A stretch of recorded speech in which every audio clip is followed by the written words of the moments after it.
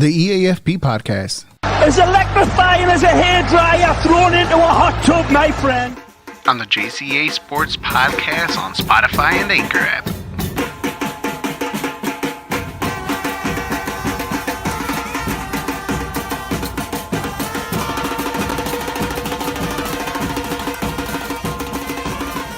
Hey, what's up, everybody? Welcome to the E.A.F.P podcast here on the Star 6 Media platform and also the John Konavi platform too on Facebook. I'm also live on YouTube, Twitter, and Twitch too as well. Also, you can follow us on all our social media platforms under the Star 6 Media social media platforms, Instagram, TikTok, Facebook, Twitter, Twitch, all that good stuff where you can just follow all our episodes, not just only my soccer podcast, but all the other podcasts like Big League Chicago, Sports Strip Live, 3 Up, 3 Down, Slapshot, and many, many more to come to as well. We go live each and every day with different content, and we just want to provide you guys with the best sports information, not only just around the nation, but also around the world too, because I am talking about the World Cup, and that's what we're on tonight. Today, I am. Last week, I gave out my predictions. Who's coming out of the group? I give you guys the round of 16 today, and next week we got the quarterfinal, the semifinal, and the final for next week's episode. As we got 10 days to the World Cup. Quick shout out to my cousin Brenda. Happy birthday. She turns a young 21 years old. So she says. But yeah, happy birthday to my cousin Brenda. But yeah, 10 days. Qatar, Ecuador. You see my ugly hand right now. How it goes slant word. But it's all good. It's all good. Yeah, that's what I want to talk about today. New drip. As you can see. Again, I'm going to put the link on here too as well. If you guys want to talk about anything soccer coming up, anything World Cup, what's on your mind? I also got a little semi-rant to go on. Well, not a rant, more like I guess you could say rant, right? I don't think there's no other word to prove it or to say it to. But yeah, this World Cup, it's already it's doubted as one of, it's already said one of the worst World Cups so far to ever start. And we haven't kicked the ball yet. So we get into that as well. But I am here. I am live. The link is on the comment section if you guys want to join me to talk about some football. And we got a lot to cover. Let's get into it. Last week I gave you my predictions on who's going to win the group. I'm gonna put that right up as well. The first name you see is the ones that I think they're going to win the group. The second one is obviously who is going to come in second. And like I said, you could just follow us on all our social media platforms and also like and share all of our shows. So in Group A, we got I got Netherlands and Netherlands and Senegal. That I think that's going to go 1 and 2. Now it's going to be a little bit interesting now as an injury to Senegal. Not only one of the star players in the World Cup in Sadio Mane, but also it's sad. It's sad to see. This was probably Africa's most strongest team coming into the World Cup. Senegal. They're the highest ranking African team in this World Cup. And they're taking a huge blow. Now, defensively, they can hold their own, but let's be honest, Sadio Mane is a big difference maker. Tell Liverpool that. See how Liverpool's doing with that one. So as well, how big of a difference Sadio Mane is. And it's devastating that we are seeing another player to go down in injury for the World Cup this year. And this early of a season, or not even before the World Cup even starts, and it's sad to see. It's sad to see something like this happen to Senegal. I'm gonna keep true to what I put last week. I don't want to change it now. I already set it in stone. I mean, I can if I want to, but I am not that guy. Yeah, right. Even Blatter said it was a mistake, man. He's the one that chose it. How about that one? Yeah, funny that one. What's up, Rick? Rick from Star 6 Media too as well. He's in multiple shows, Only Football, Big League Chicago, and many, many more too. So yeah, it's sad to see. Also, there's a documentary out before I go. There's a documentary on Netflix. If you guys haven't seen, it's called FIFA Uncovered. Basically, it just talks about the build up to the World Cup, not only just the 2022 World Cup, which kind of set off everything, but also the 2018 World Cup and how it was in Russia and how it's just a crazy. It's a docu-series, not a documentary. Let me rephrase it. It's a docu-series. I think the first 2 or 3 episodes came out yesterday. I'm barely on episode 1, so I'm about to watch it even after this one today. But I know the rest of the episodes are going to come out next week before the World Cup. And bravo to Netflix to bring this one out simply because the timing was perfect on all the controversy that this World Cup brought into this world within the last 8 years. So let's whoever did this one, whoever put this documentary out for Netflix about the FIFA Uncovered and everything else like that, give that person a raise because that was the perfect way, the perfect way to come out with this documentary too. But yes, I'm like I said, I'm going down through the groups of last week who I think is going to come out first and second to head into the playoff bracket of the World Cup to the round of 16. I'm only going to give you the round of 16 today, the quarterfinal, semifinal, and final next week, leading up to Sunday's game on the 20th for this one right here, Qatar versus Ecuador. In Group B, in one of the most tighter groups in this World Cup, I have I have England as first place and the United States men's national team in second. Now, I say that, and now after I seen the 26-man roster that came out yesterday, again, I already said it in stone. I'm that man. I'm that guy. I stick to whatever I said is going to hold true. But man, oh man, there's a lot. For the first time, I think the United States men's national team in about 15 years or so, give or take. There's a goalkeeper controversy going on there. There's Zach Steffen, who's been the number one goalkeeper for the United States men's national team for the last 2, 3, 4 since Bert Holger was the head coach. So it's been 4 years. He's been the number one. He's not even in the call up for the team. It's Matt Turner, Horvath and also Sean Johnson. And now who's the number one goalkeeper? Now it's Matt Turner by default because he's been arguably the number two even before, even when Zach Steffen was there. He's default number one, but he was also number two behind him throughout the qualifiers. And they're also taking the second or third youngest squad into a World Cup in the United States men's national history. And it's one of those situations where you kind of feel like I know what Borhalger is trying to do, and maybe he is setting up for the next group or next wave of players for the next World Cup that's going to be here in the United States, Mexico, and Canada. But it's kind of like you haven't been there in 4 years. You haven't you've shown a very up and down qualifier into this coming into this World Cup. Although you finished second, but you finished behind Canada, and most of the games that they had, let's be honest, guys, most of the games that they did play didn't look too convincing. I still say that they have a problem in the striker position. They didn't take Ricardo Pepi, who's having a decent season out in Germany. They didn't take Pulfolk, who's having a great season in Young Boys out in Switzerland. Those are the main two strikers. They have some goals in qualifying matchups and also in competition for the CONCACAF. I feel like they left them thin and short there. Now the midfield was always going to be solid, right? Out wide, even with Christian Pulisic coming out wide, all this, like the midfielder was always going to be the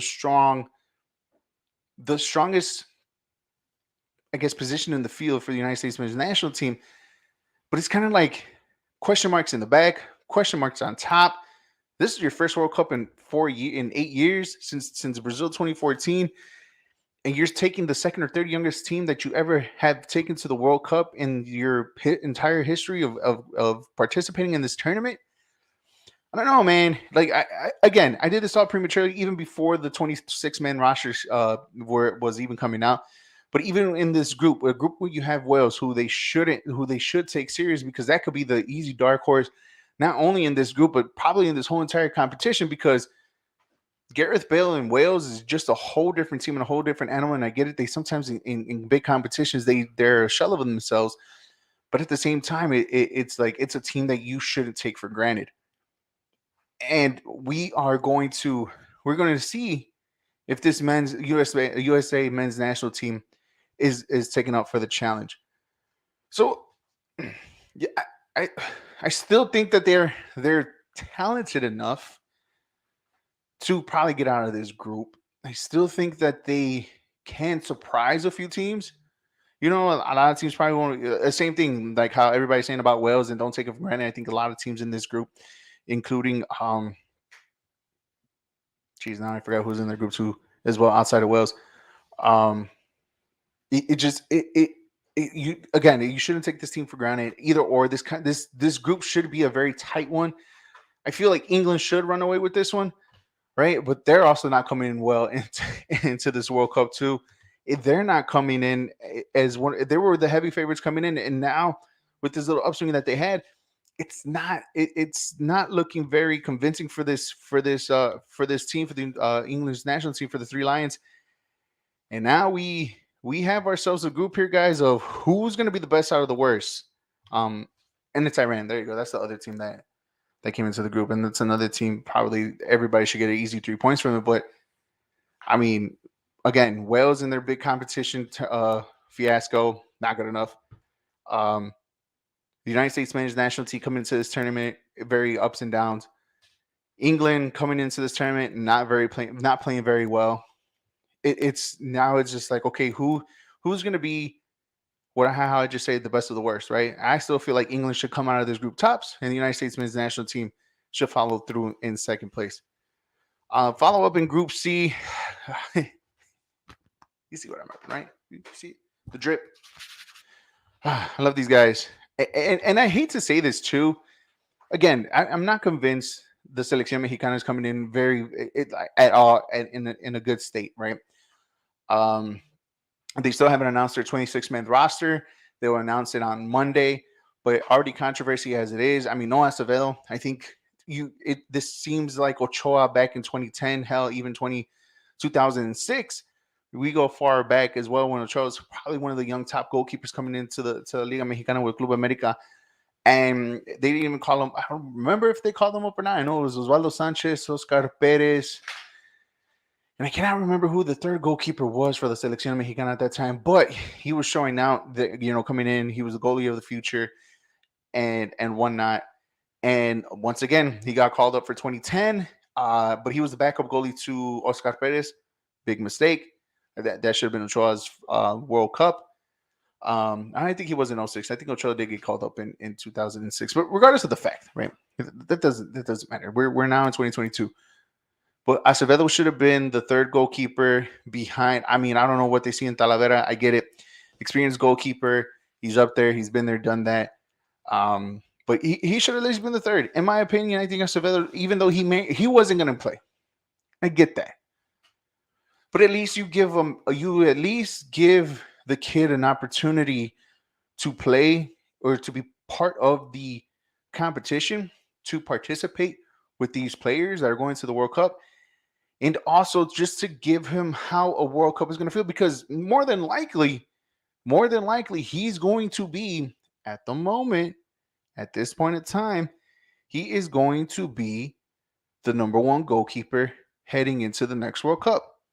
I don't think Ochoa is going to be there anymore, as much as it hurts my heart and breaks my heart to say that, but it's true. Ochoa, this will probably be his last World Cup. Even if he still is playing in 4 more years, he still shouldn't even be there. And I honestly am that type of guy who should take some young players for the next crop of players for the following World Cup. Because, I mean, look, Santi Jimenez, he didn't even get the call up. He's the top scorer in the Europa League. I get it, Europa League, but he's the top scorer. You cannot tell me that you cannot find a spot for for a top goal scorer in your country in a tournament, in a European tournament, on top of that, and not give him a chance to even compete. Look, I love Raul Jimenez with all my heart. I really, really, really do. I love him with all my heart, especially where he's coming from. Bias, it may be the bias in me, but let's be honest, he has been one of the top strikers within the last, I want to say, what, 8, 7, 8 years, 9 years, if that. Remember, he scored the Chilena in Mexico against Panama to save them, to take them into 2014. Okay, to take them to 2014 World Cup. So yes, I get it. Biased in me because of the team that he played for, who he came up and where he went. But at the same time, he has been the best striker in the Selección Mexicana. However the case may be with this team, with this structure of a team, who else is who who's their backup, right? Who is like you took Henry Martin now? Again, last week I said it. I love Henry. I mean, I don't love Henry Martin. I always thought Henry Martin was not even good enough to be part of the Selección Mexicana. Hell, not even good enough for even Club America, who I cheer for in La Liga Mexicana. He surprised me. He's been surprising me literally the last from the clausura of last season to the apertura this season and how well he's been playing and and his creation from goal. He's literally like like he actually comes drops back and tries to create for the opportunity to score the goal for the team. But when it comes to the selección mexicana, you don't see that. You don't see the service that he could fall back as much as he can. He could drop back as much as he can to get the ball and start the play going. But for some odd reason, when it comes to him, it's just play on top, be the striker, be what you're known for, try to score goals, and that's it. I don't know if they're gonna have the same liberty. And with Raul Jimenez not even playing as much as he's supposed to with Wolves because of his injuries. Oh, and on top of that, to me, Funes Mori, whatever the case may be, that experiment should have stopped a long time ago. Okay, a long time ago.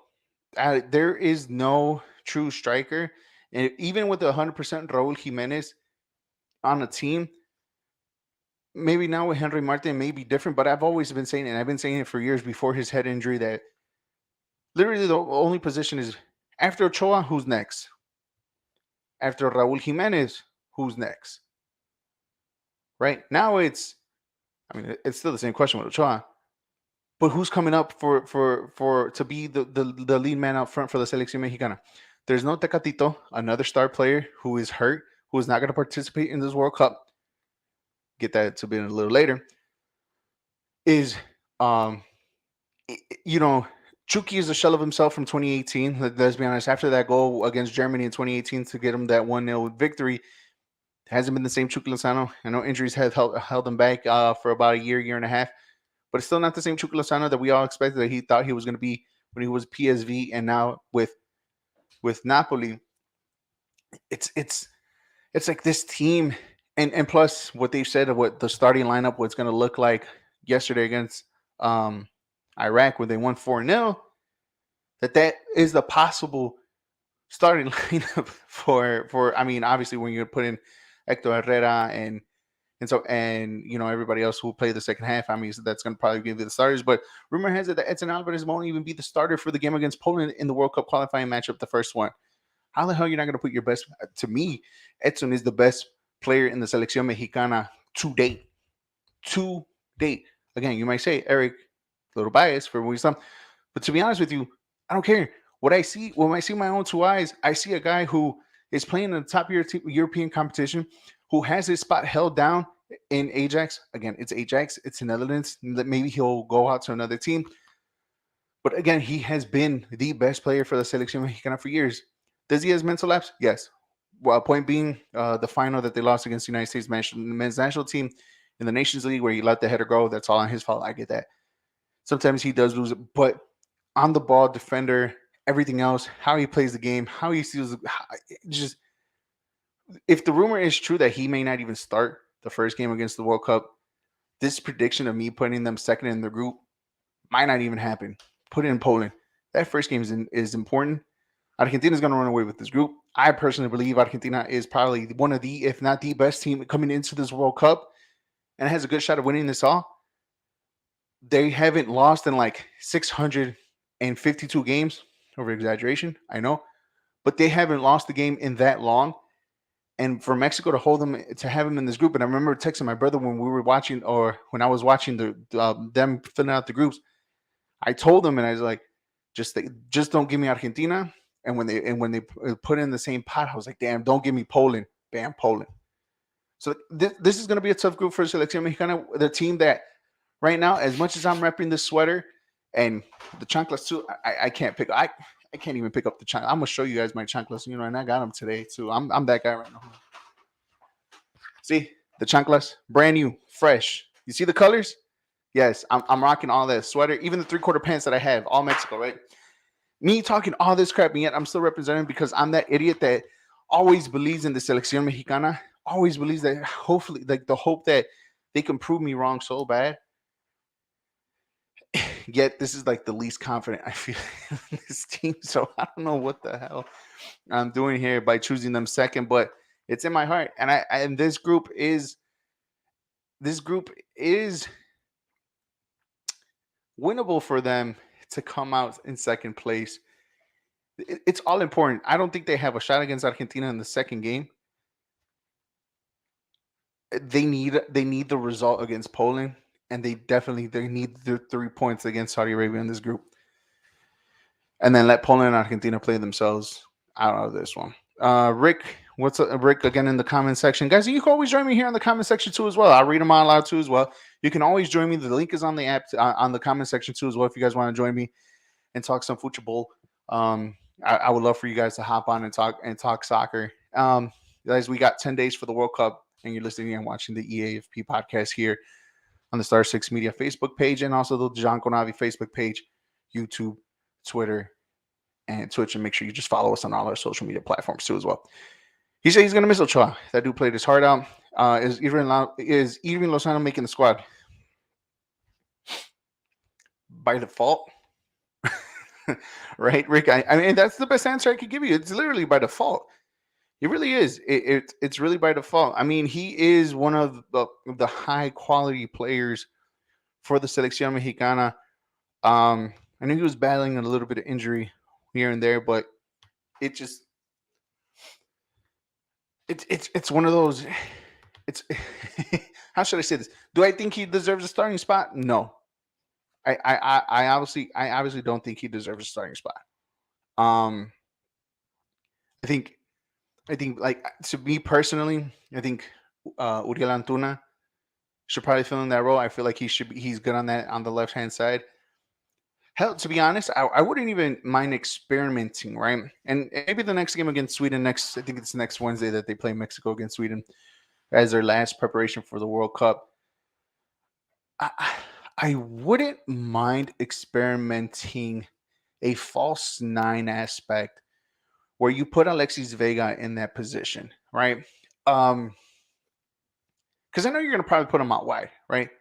I think it's gonna be Antuna and Alexis out wide if you're not gonna start Chucky. Now I get it. Chucky probably if he's in, he's starting, right? So who are you gonna put on the opposite side?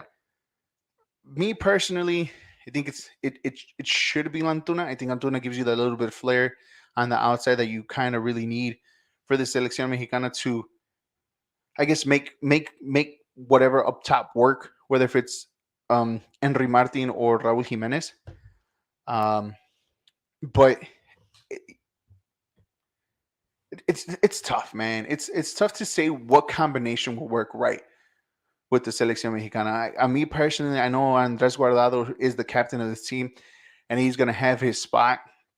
I still believe if he's gonna start, I mean, I rather have Charlie. I think Charlie is probably the one of the best and young up and coming players for La Selección Mexicana, and has a bright future ahead of him. And I get it. We're gonna miss the leadership of Andres Guardado on the field, but I do believe like Andres Guardado should come in a time where he's needed defensively or even offensively with his touch on the ball, creating the spaces and putting the ball pinpoint passes and stuff like that. I personally wouldn't start Andres Guardado. I know he's going into his fifth World Cup. I know he's been there since '06, but I personally do believe in my heart that it should be a starting lineup of three with Edson, Hector Herrera, and Charlie. I think that's the best midfield combination for this 4-3-3. And and maybe my wishes do come true. Maybe Raúl Jimenez finds his scoring boots, puts on his scoring boots, and gives me some type of hope. Like that's the one thing I hate about this tournament is the hope that the Selección Mexicana is going to give me against Poland if they win. And I feel like we're going to be world beaters. And I feel like if we could do it to Germany, if we could do it to France, if we can do it to, um, if we can hold down 0-0 against Brazil and beat Croatia, like how we did, like in the group of death that Mexico had in 2014 with that team, in big moments in against Italy in 2002. In 2006, it was, I'm trying to remember their group in 2006. I can't remember the group in 2006, but I know they had one. But like Mexico has these moments where the big clubs against them, like they will come out, show out, and get a result. So I mean, they have qualified for the round of 16. Each in the last 7 World Cups. That's still going on there. They're one of the top teams to do so. Um, we'll see. We'll see. And I just hope that they don't give me that hope. If they do, I guess the only way they can give me hope is they convincingly beat Poland. That's pretty much it. So we'll see when we talk about that on the 21st, 22nd. Group D, I got France and Denmark. I think it's pretty simple. The curse of being the World Cup champion is still out there for France. They lost Paul Pogba, another star, missing out on the World Cup. Trend, right? I'm finding trends here. Finding trends here. Um, Another team, France. I think they're deep, from forwards to middles to defenders to goalkeepers to the bench to the players that haven't even been qualified or haven't even been called up to the work. Like France could literally put out 2 squads in this. If they put France A and France B, stacked, stacked. But the curse is still real. The curse is real of the World Cup, and we'll see. We'll see. But I feel like this group with Denmark in this group with gee, who else? I have it right here, guys. Hold on, give me a second. With Denmark in this group, I think that's the only toughest competition. I think Denmark, as you see right there, Denmark is going to be number 2.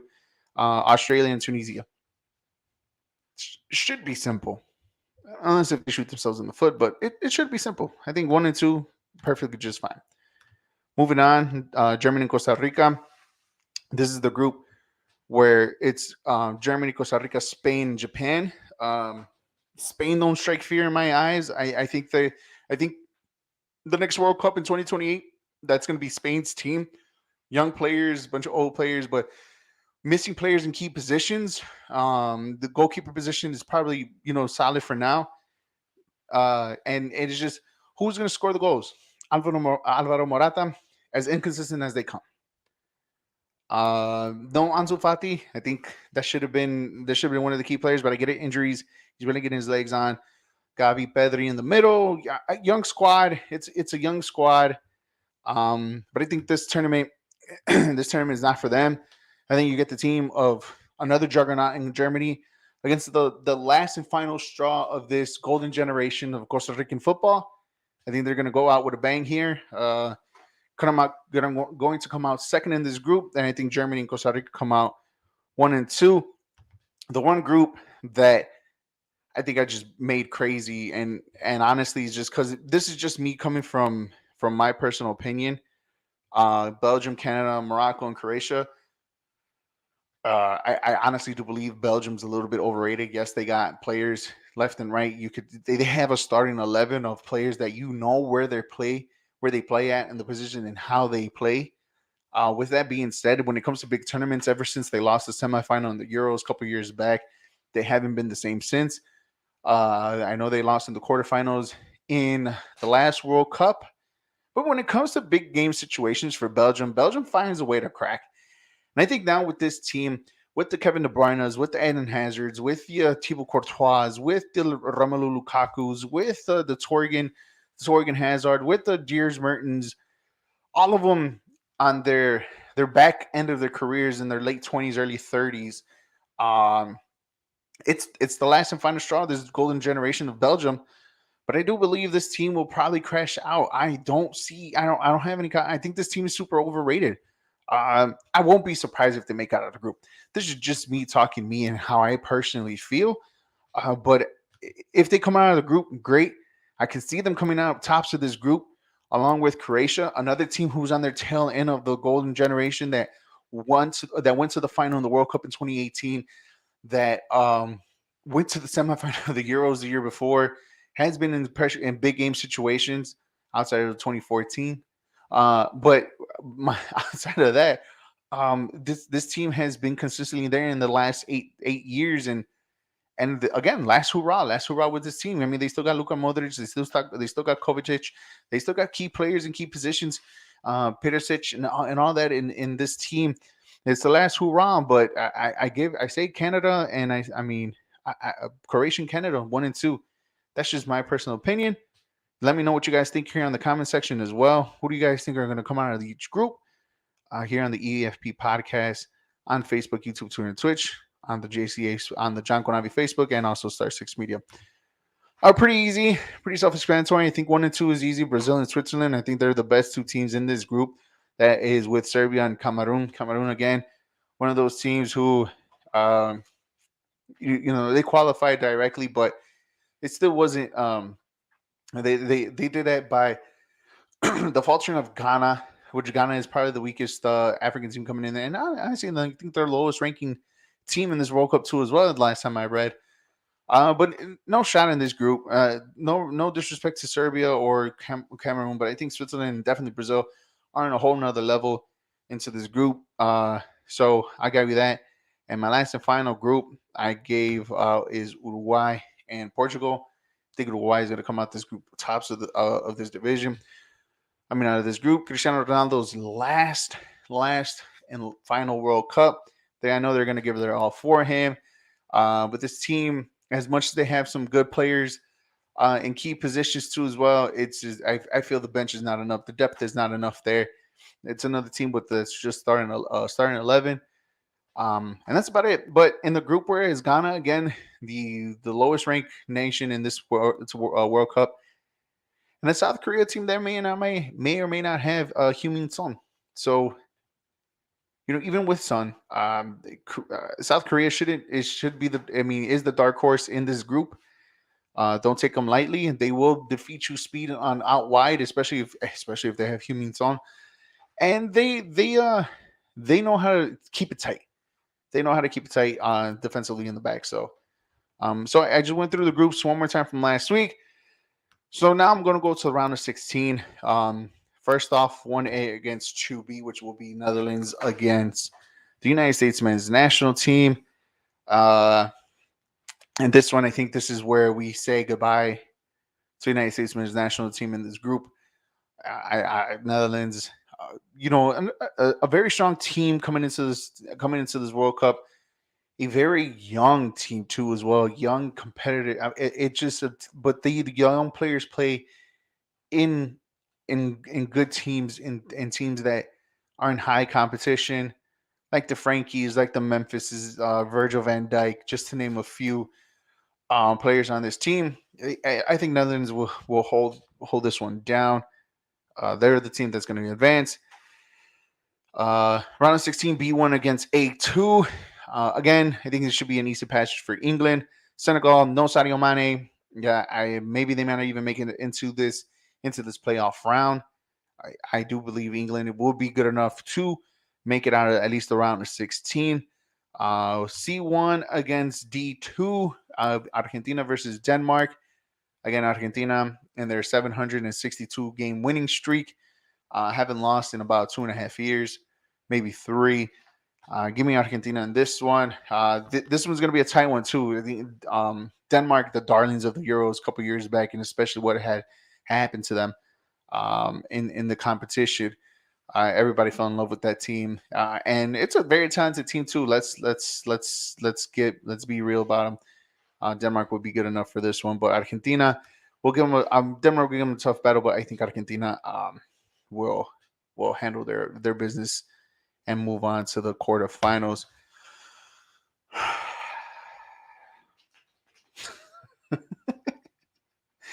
What can I say, guys? I mean, France, Mexico.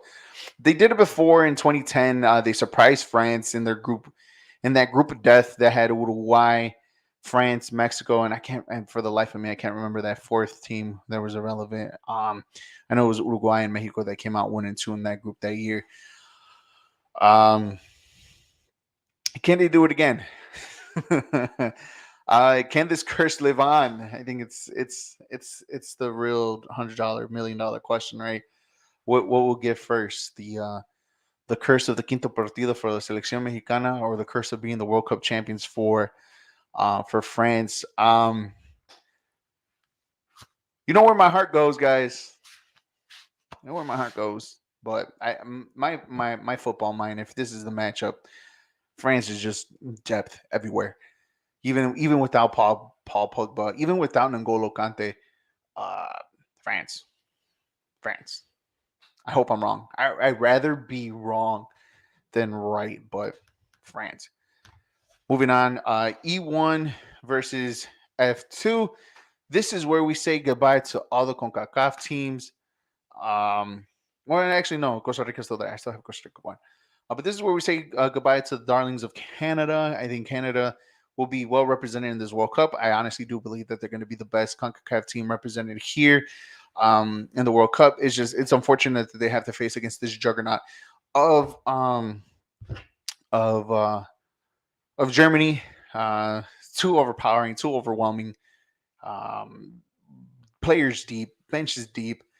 As much as I want Canada to advance or to represent CONCACAF very well, when you have Germany in front of your face, it's going to be hard to break them down. It's going to be, and plus it's their first World Cup ever, so I mean they're going to be in back-to-back World Cups this year. I mean in 4 years, as they're one of the hosts for the next World Cup. So yeah, moving on, F1 against E2.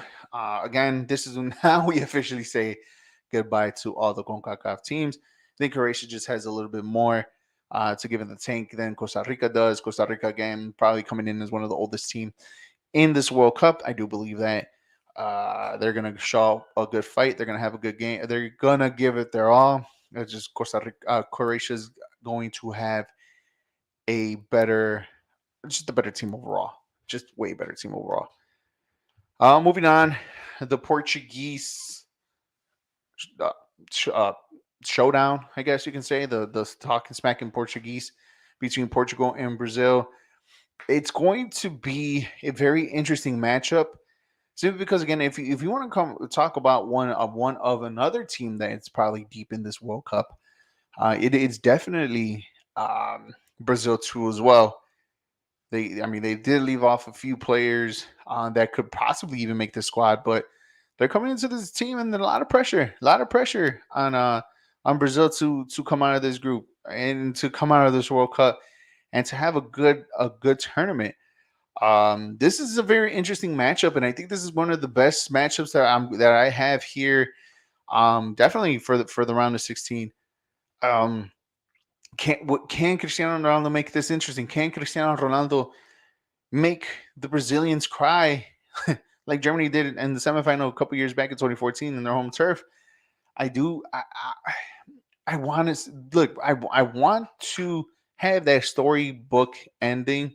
I love to have storybook endings for these players like the Messis, like the Cristiano Ronaldos, and players like that caliber. But too much Brazil. I think Brazil is going to be a very, very good team into this World Cup, and I do see this team heading into the semifinal. So give me Brazil over Portugal and Uruguay versus Switzerland. A very interesting matchup in two teams that are gritty. Two teams that are very, very gritty. You see Switzerland with their attacking force going on top. They can cause havoc. They can they can disrupt you as much as they can with their high press, and they're going to be on you every single time. And Uruguay, we're a team that normally is known defensively. Now it kind of has switching up in a team that presses a little too high. And I believe they were kind of one of the high scoring teams in CONMEBOL in the World Cup qualifying. So this is an interesting matchup.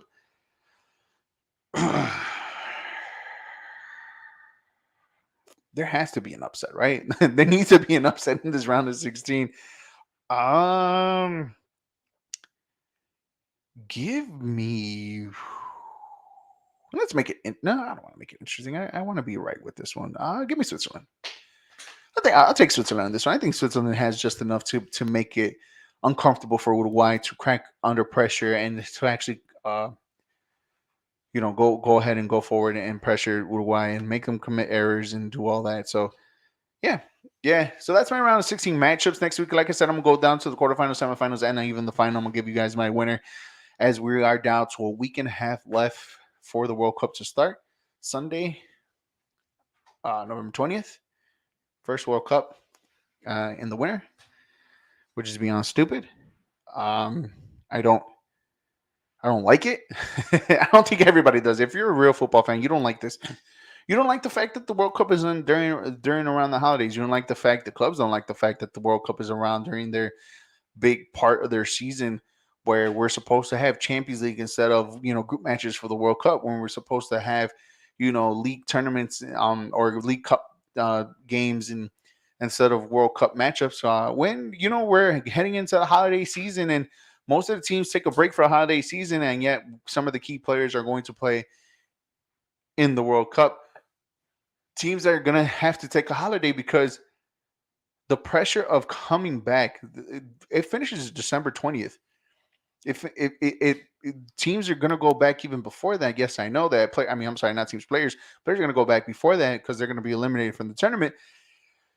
But you're talking about you're cutting away the season. Like, you made teams ramp up their their season. You finished off the Champions League qualifications or the group stages quicker than you normally do, along with the Europa League and all the other European tournaments that you have out there. You're trying to throw in League Cup games to somewhere in between. You're making players play, 2 or 3 times out of the week just so you could fit in a good chunk of your season before this World Cup started. Oh, by the way, injuries has happened. There's going to be key players to some teams like a human son, which I think he more than likely he's going to play, like a Sadio Mane, that means everything for Senegal, like a Paul Pogba, who may not be good on club teams, but for this France team, this Paul Pogba France player is a whole different monster. Obviously, Tecatito Corona with La Selección Mexicana, he hasn't been playing well, but another factor for the Selección Mexicana. I guess you can say that, and I say that hesitantly, but it's true. He's a contributor for the Selección Mexicana.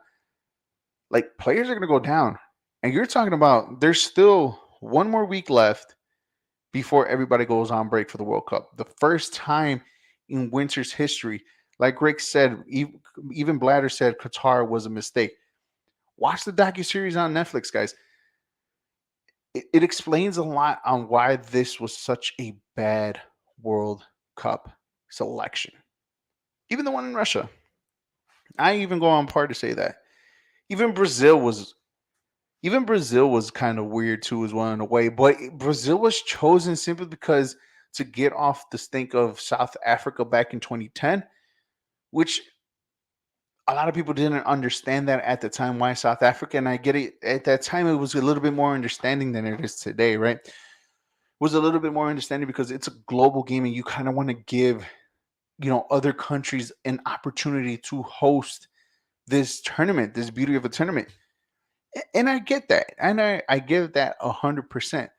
But when you choose Russia, which they have their own problems, and especially when you choose Qatar in a tournament that's held in the summer when there are no league games at all being played, there's no tournaments, no nothing. This tournament is supposed to be the only shine for the World Cup. And in the summertime, and everybody enjoys it. The fact of the matter is, ladies and gentlemen, boys and girls, it is mind boggling that how corruption just kills a game of sports. Over the weekend, I want to say it was probably I know it was in Germany. I'm trying to remember the game that had this, but one of the signs that said, 15,000 workers killed for 5,200 and some odd minutes played for a tournament. That's what we got. Qatar was nowhere near World Stadiums, but they built the stadiums. They worked day and night for the last 8 years to provide everybody a World Cup in Qatar because they won the bid. So surprisingly, right? They won that bid in I think it was 2015, 2016, whenever the year it was. And it was just a very head scratching. And now we changed it to the wintertime simply because it 120 degrees in the summertime in Qatar. Let's see what it is. This is already marked as the worst World Cup in world history. The ambassador the other day with the anti-Semitic gay, I think just his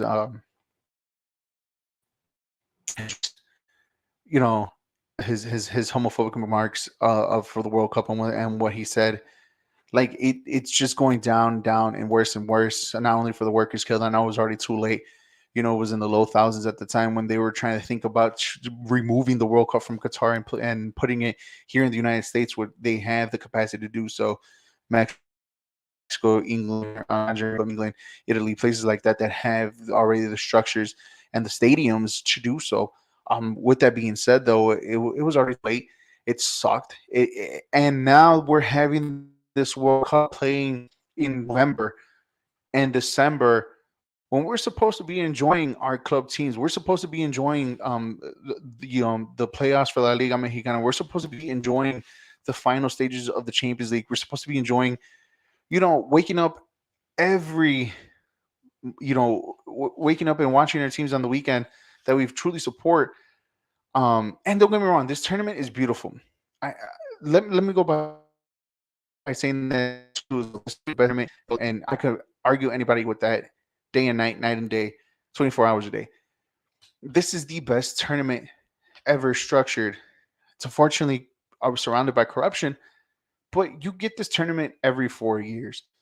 You get this tournament where teams and a lot of people don't understand, but countries that like Canada that's going to their first World Cup and countries that never been to the World Cup that even participating in the World Cup, just only have 3 games guaranteed played is just enough. Hell, us, me as a Mexican fan, like I crave to see them play like I'm so used to seeing playing 4 games.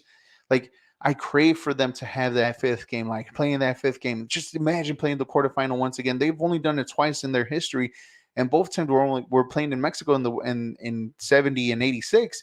That was the furthest that Mexico has ever played in a World Cup.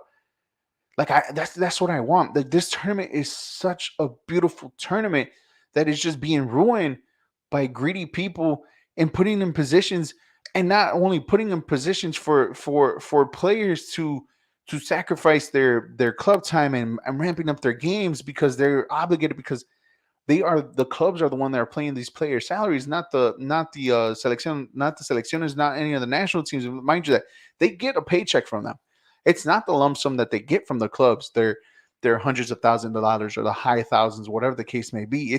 It's a good pay, but it's not what the clubs get, and that's what made the clubs not like the switch from the summertime to the wintertime. But the fact of the matter is it's in Qatar is what was just mind-boggling. I I will still watch this game. I will still watch this tournament. I will still watch my teams. I'll watch the United States men's national team because I'll watch the Germany games. I'm a fan of the world sport of soccer. I am. Die hard. I'll watch any game. Doesn't matter. It doesn't have to be Club America. It doesn't have to be Arsenal. It doesn't have to be, the teams that I really truly root for. I could watch, a Celta Vigo versus Valladolid game. I can watch a Union Berlin versus a Freiburg game. I could watch a Torino versus a Sassuolo. I could watch games. I could even watch an Atlas and Tigres game for all I care. I could watch a Nashville FC versus Inter Miami game. Like I could watch soccer games. It's in my blood. I grew up watching it. It's just unfortunate that this beautiful tournament is in a position where corruption ruined the game of football, the game of soccer. It wasn't a rant, but it was just it's one of those like just watch the docu series on Netflix, guys. Watch it's called FIFA Uncovered. Um, it's a docu series. It's perfect. It leads up to the World Cup. I think it's a 6-part episode. It's gonna finish. It's the first 3 today, yesterday, next 3 next week. Just watch it, understand it. this tournament is a beautiful tournament to watch. Like I said, it's every 4 years. The next time it's going to be here in the United States. It's going to be in Mexico. And it's going to be in Canada. I'm excited for that too as well. Next week, the last E.A.F.P podcast pre-World Cup. And then you're going to get the E.A.F.P podcast every single day for the group stages, for the round of 16s, for the quarterfinal, for the semifinal, and for the final, where we talk about every single game. So just make sure you guys are locked in, and follow the Star 6 Media Facebook page and hit the little bell to get notified when all our podcasts are on, not just my soccer podcast, but Big League Chicago, Sports Trip Live, the GC Sports Podcast, 3 Up, 3 Down, Only Football, the Slap Shot, and all the other podcasts coming in this wonderful, wonderful media production group. Until next time, guys, I'll see you guys next week. I will give you guys the rest of my quarterfinal, semifinal, and final, and my prediction and my winner of the World Cup for the 2022 World Cup that starts in about 10 days. Happy birthday, Nena. Love you. Hope you enjoy yourself. As for me, I will see you guys next week for another episode of the E.A.F.P podcast. Good luck gambling this weekend. I'll see you guys then.